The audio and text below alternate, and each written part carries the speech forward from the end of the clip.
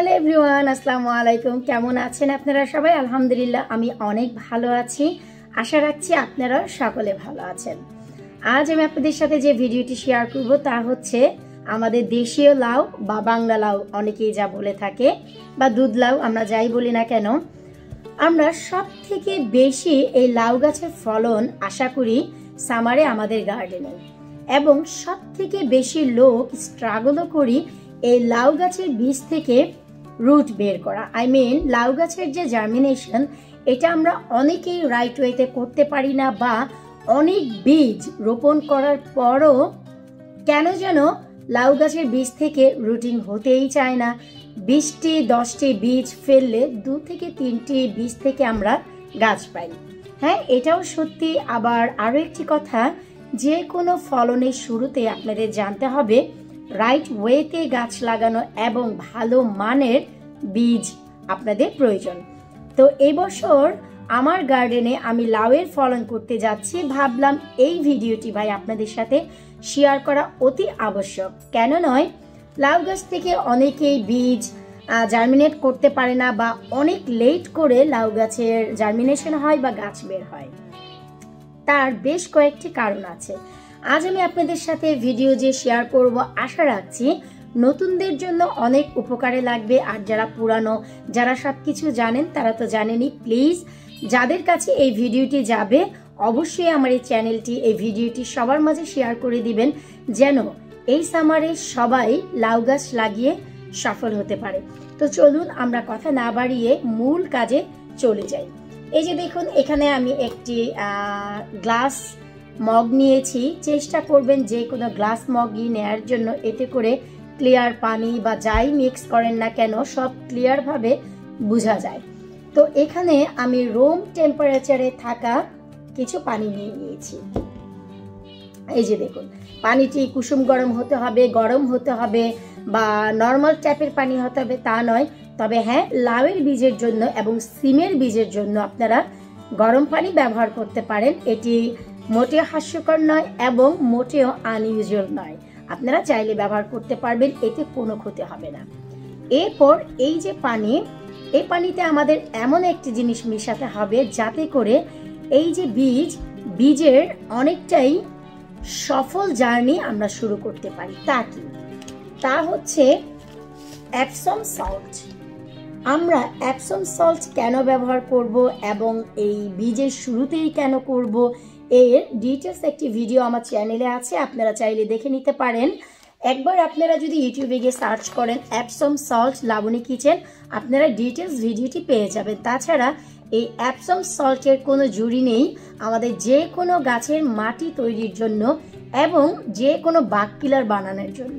তো যাই হোক, সেই গল্প আমরা অন্য সময় করব। আজ আমরা এই বীজ জার্মিনেটের গল্প করি। তো এই যে আমি যে পানি নিয়ে নিয়েছি, সেই পানিতে আমি হাফ চামচের মতো এপসম সল্ট মিশিয়ে দিচ্ছি। ভালো করে একটু নেড়ে নিচ্ছি। নট নেসেসারি যে পানির সাথে পুরোটি মিশে যাবে, জাস্ট আপনারা ভালোভাবে এভাবে মিশিয়ে নিলেই হলো। ভিডিওটি ভালো লাগলে অবশ্যই লাইক, কমেন্ট এবং শেয়ার করতে ভুলবেন না। চ্যানেলে একদম নতুন এসে থাকলে অবশ্যই চ্যানেলটি সাবস্ক্রাইব করবেন। প্লিজ চেষ্টা করবেন ভিডিওটি না টেনে শুরু থেকে শেষ পর্যন্ত দেখার জন্য, এতে করে আপনাদের সফল জার্নি ইনশাল্লাহ শুরু হবে এই 2023-তে। এই তো দেখুন, এপসম সল্টে কিন্তু আমাদের পানির সাথে একেবারেই মিশে গেছে। এখন আমাদের যে কাজটি করতে হবে, সবার শুরুতে আমাদের ভালো মানের বীজের প্রয়োজন। এই যে দেখুন, আমার হাতে যে বীজগুলো আপনারা দেখতে পাচ্ছেন, এগুলো হচ্ছে আমার নিজের বাগানের নিজের লাউ গাছ থেকে বানানো বীজ, যার বেশ কয়েকটি ভিডিও অলরেডি আমি আপনাদের সাথে শেয়ার করেছি। যারা একেবারেই নতুন, জানেন না, তাদের জন্য বলছি যে এগুলো আমার নিজের লাগানো বীজ, যার সফলতা অনেক বেশি। আপনারা পুরানো বীজ না ব্যবহার করে চেষ্টা করবেন নতুন বছরের নতুন বীজ নেয়ার।